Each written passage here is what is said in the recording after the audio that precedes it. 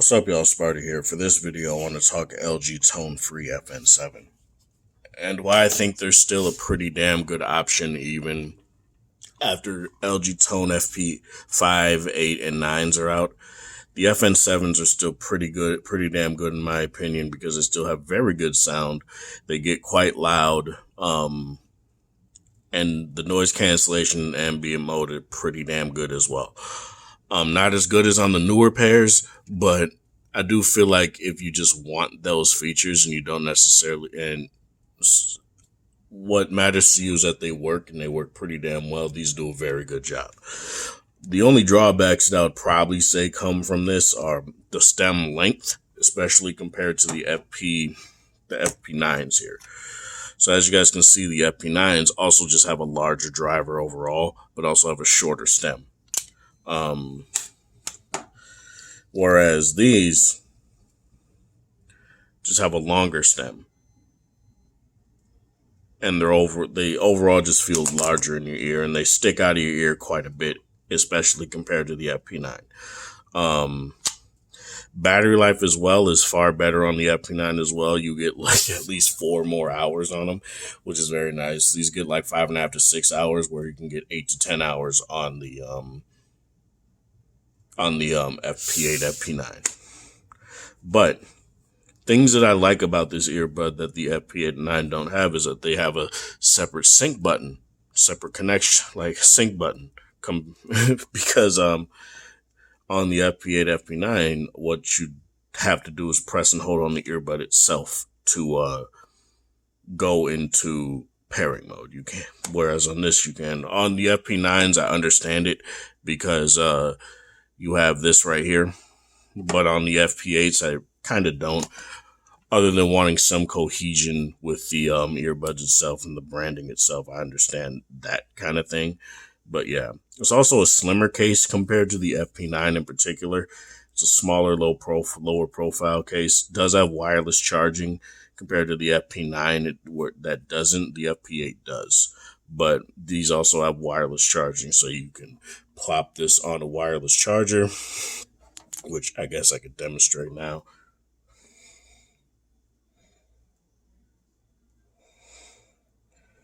If I can find it. Battery share function.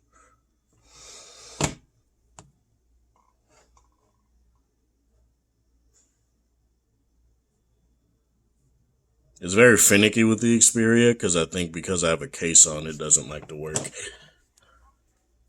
So it's not near, and also depends on the case too. So let's try this again.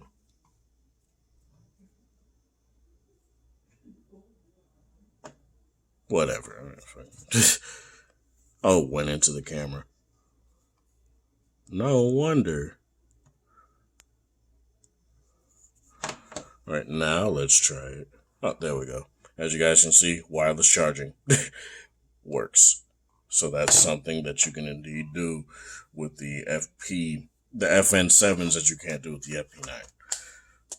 In particular, the FP8s you can, FP5s you can't. And people might be asking why you can't do it on the FP9 wireless charging. I assume because the plug-in wireless feature, which is why they offered the FP8, so that you could either have the choice of the plug-in wireless or the wireless charging. I just stuck with the FP9 because why not? And I gave my dad the FP8 to go with his V60, so that's something that's nice. Let's talk overall sound. I don't use anything in terms of, say, I don't call on the phone that much. I don't use the mic, so I can't really talk on that. But from what I remember, people were able to hear me clear enough. They sounded pretty much on par with other headphones on the market, and people really had no issues. And a lot of that has to do with your signal strength and carriers and all that stuff. that tends to be more of a factor as to why headphones tend to sound like trash while calling, and not the let's try to go into pairing mode here. I don't know why, but rather than the mics on the earbuds themselves. So that's something that you're just going to have to deal with, I guess. Your mileage may vary. Like I said, the active noise cancellation on these are quite good. They're not the best on the market. I'm not going to sit here and say that, but let me see here. I might have to repair them since it went into pairing mode.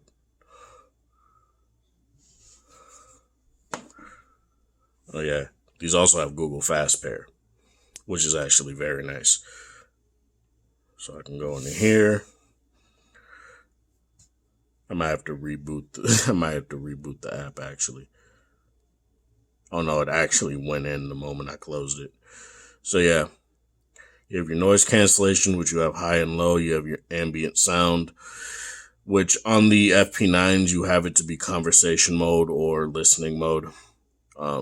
Whereas you just have a single ambient sound on here. You have high, low noise cancellation. I tend to keep it on low.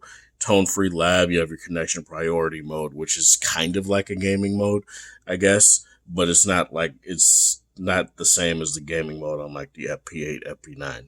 So that's something that you're going to have to deal with. No multi-device connection on these either, where on the FP9s I can connect to both any of my phones and my laptop and just switch them out depending on which I want to be connected to by just going to the Bluetooth settings and clicking on it, and it'll just connect to it.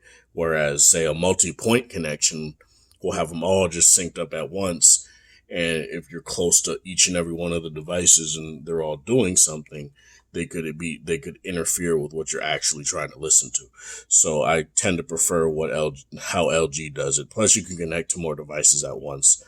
Multi-point is like typically 2, whereas the multi-device connection is 5. So I just tend to prefer how LG does it in that regard. But none of that on here, which does kind of suck, but it's whatever. As you guys can see, you also get different EQs here. I'd advise you to keep it in the immersive mode. These aren't like the FN4s where there's like no bass at all. like no deep bass. These have very good bass. It's actually one of the things they advertised on the box. I remember was like, I forgot exactly how I think it was like deeper bass or something like that.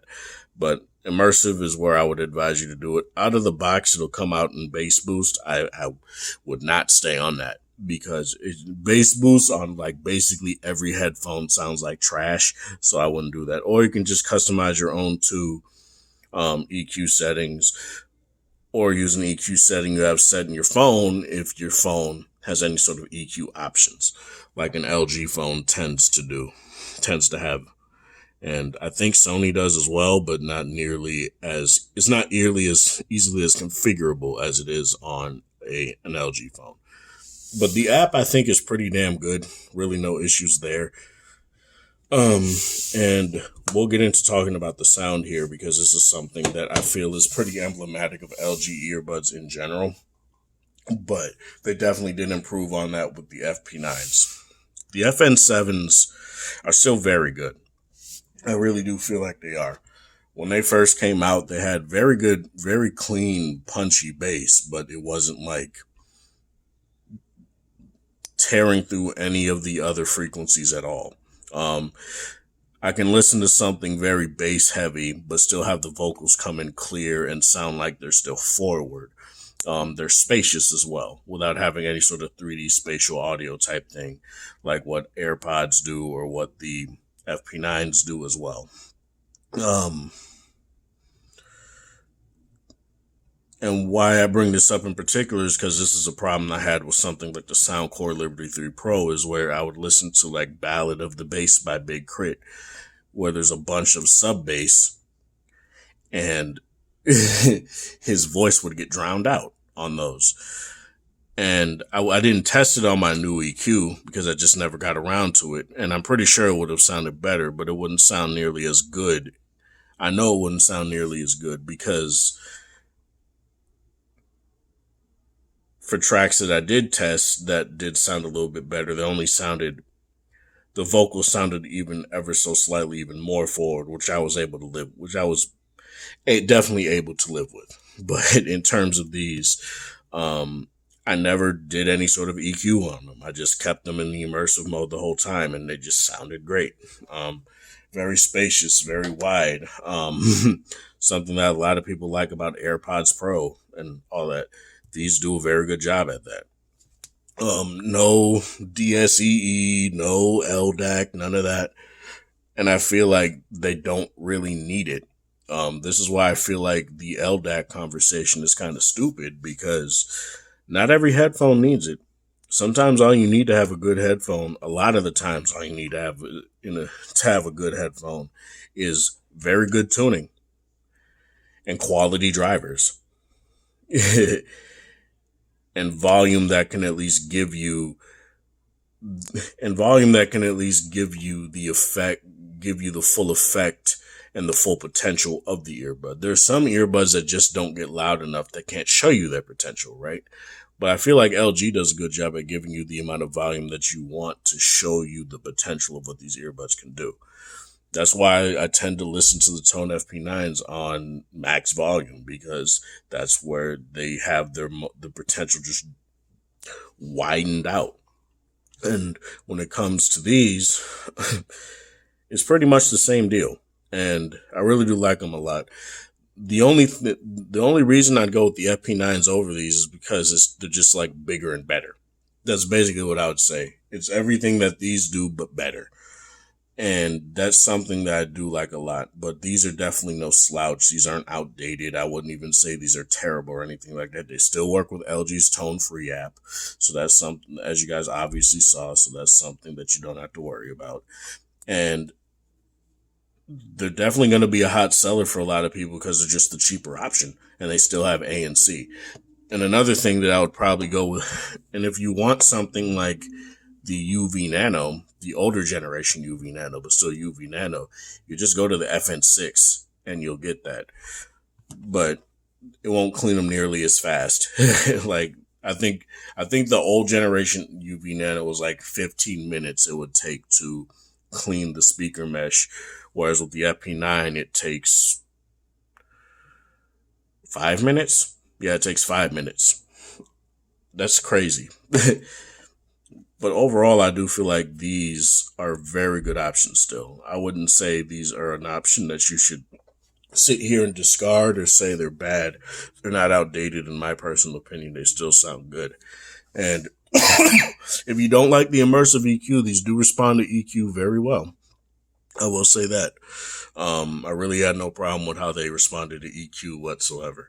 But as I said, the immersive mode is where I kept it, and that's where I would honestly just keep it personally. But if you want to go even further and have your own custom EQ, you can do that. Or even do wavelet, I guess, if that's how you roll. But yeah, that's all I really got to say for this. This is Sparta. Thank you guys for watching. Thanks for support. Like the video if you like it. Share with people that are interested in the sort of content. Leave a comment down below if you have the FN7s, if you've been looking at the FN7s. And I'll try my best to compare them to other earbuds I obviously have. So, yeah. Have a good one, you guys.